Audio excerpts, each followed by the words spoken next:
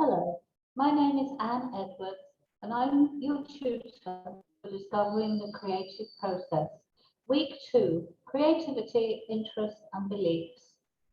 The presentation this week is about graffiti. Graffiti, how this is used as a reaction to circumstances and issues, and how it has developed and become a creative outlet throughout sending messages using word and image, where the words become images and the image words, drawing and painting to send a message. How in recent years graffiti has become mainstream and painting and drawing of this genre have come to have respect from the art establishment. We've already looked at some of the cave paintings in southern France. But what is interesting is around about the same time, prehistoric men were painting on the walls of caves throughout the world.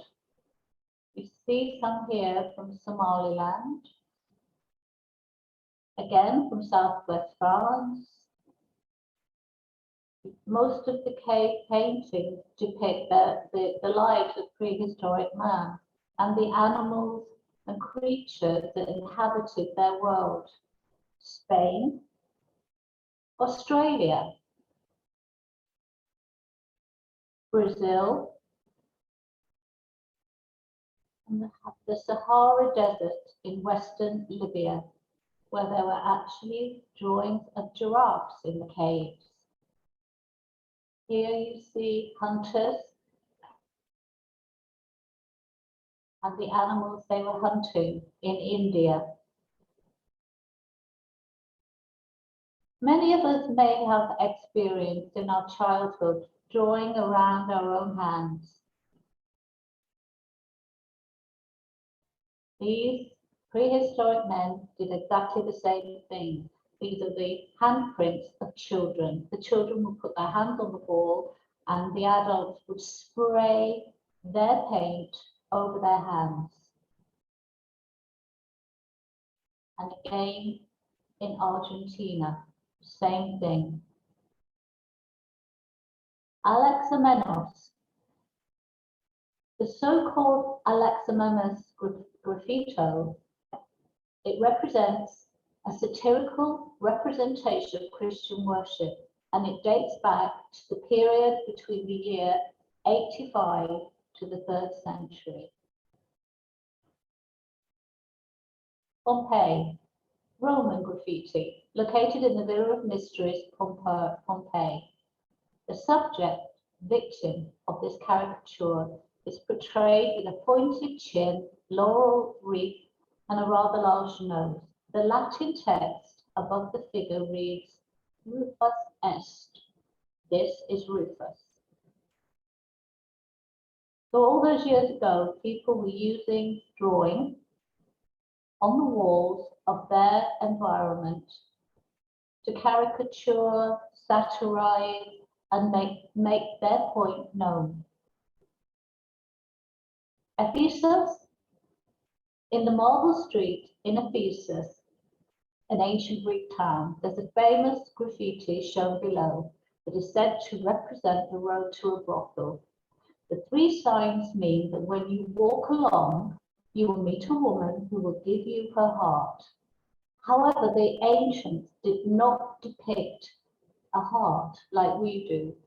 The woman has a crown of the goddess Cybele and Tyche. Here.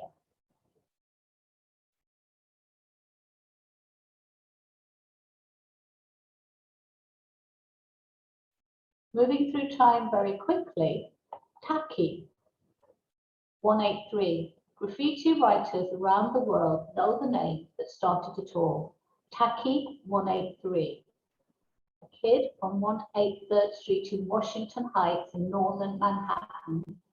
Taki's simple signature captured the attention of a reporter, and in the summer of 1971, an article appeared in the New York Times. Taki was the first New Yorker to become famous for writing graffiti, and the floodgates opened. As he made his way through the city, he left his mark. It's a universal wish to be remembered.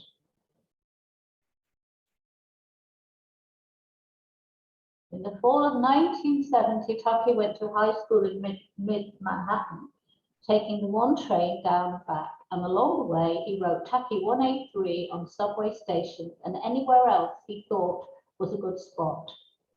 He had seen the election posters and stickers plastered around the city in 1968 and again in 1970, and he emulated their campaign tactics. So everybody knew who he was, and everybody wanted to know who he was. Fab by Freddy, Blondie, that was a popular band in the 70s, sings, Fab by Freddy told me that everybody's fly. So again, graffiti made its way into popular culture at the time.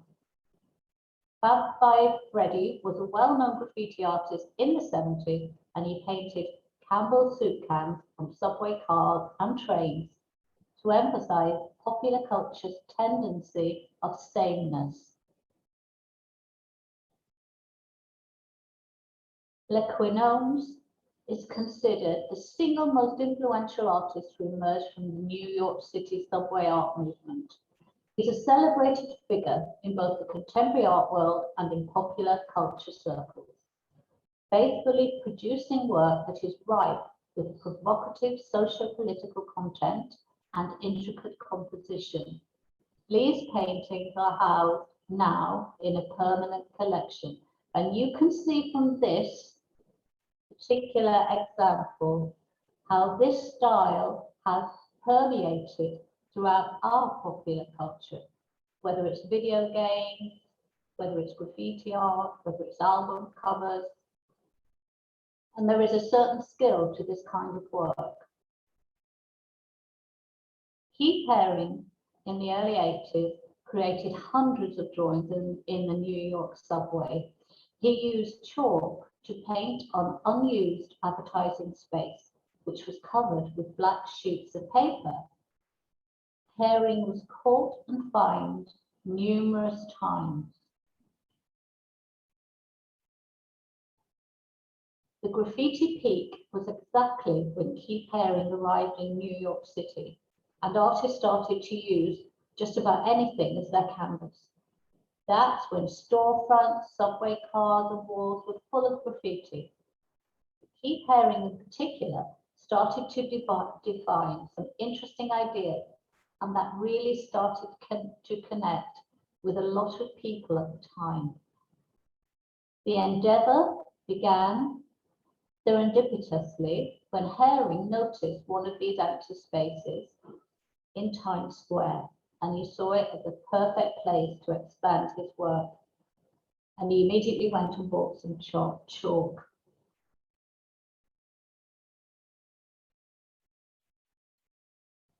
He created numerous subway drawings and was subsequently taken up by galleries throughout the world and encouraged to make art using some of the characters that first appeared in the subway.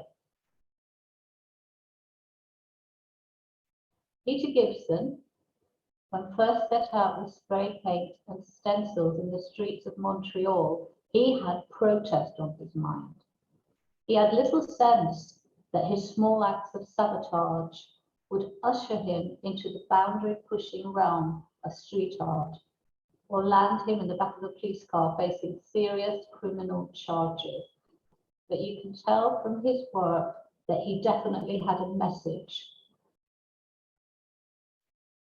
It was just after the terrorist attack of September the 11th, 2001, and Gibson, a university-trained pianist who was 27 at the time, watched as the US and its allies searched for an object on which they could inflict their revenge.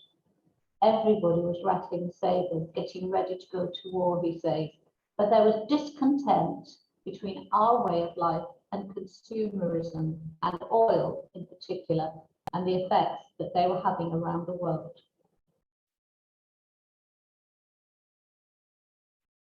Working under the moniker Roadsworth, he began to retrofit crosswalks with customary works of artistic process. He morphed one into a giant boot print.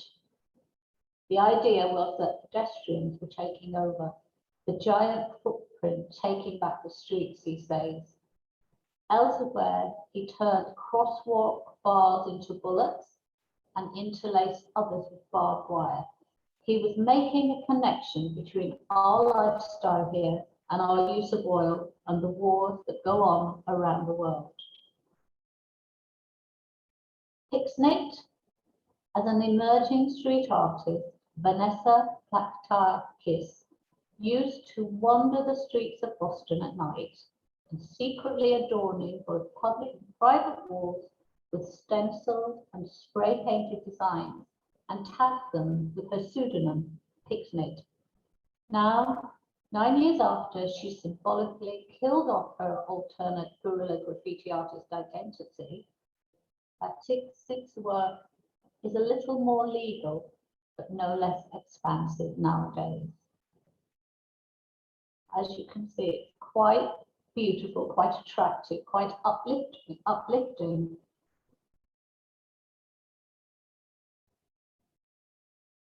In the UK, Banksy is famous, and he also has a worldwide following.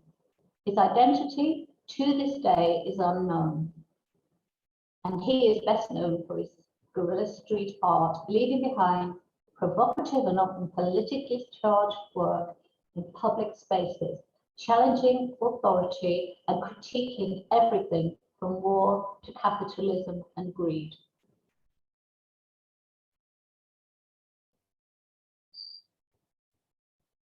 William Kentridge's latest project will transform the banks of Rome's River Tiber into a crazy long work of drawings for his 550-meter, over 1,800 feet mural, Triumphs and Laments. The frieze will include 90 figures up to 9 meters tall, narrating the city's 2,000-year history in a silhouetted succession that will span from Ponte Siso to Ponte Manzini.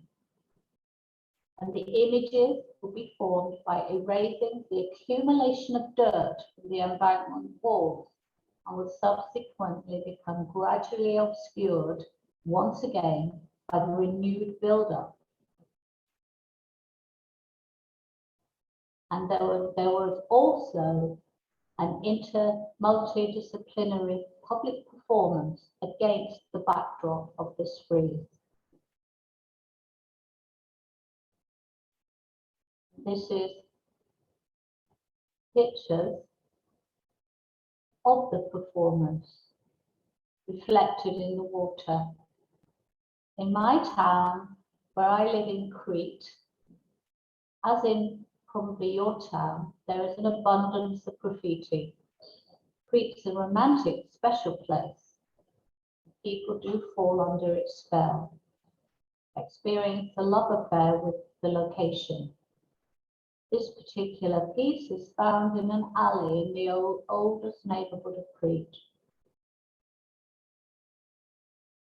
Quite recently, there have been uplifting drawings and paintings on the walls, which again appear overnight and give a flavor of what the city is about.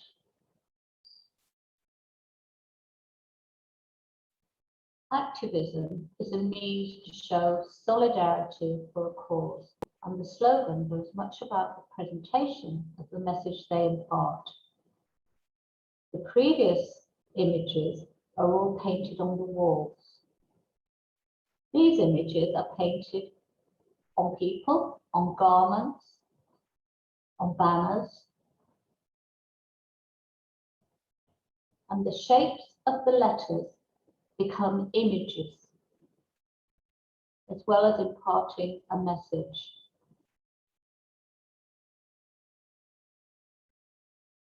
Perhaps fashion is a way a message can be more widely spread, especially among the young. And many years ago, Catherine Hamnett, a famous British fashion designer, was one of the first to put her messages onto t-shirts, and she's still doing this.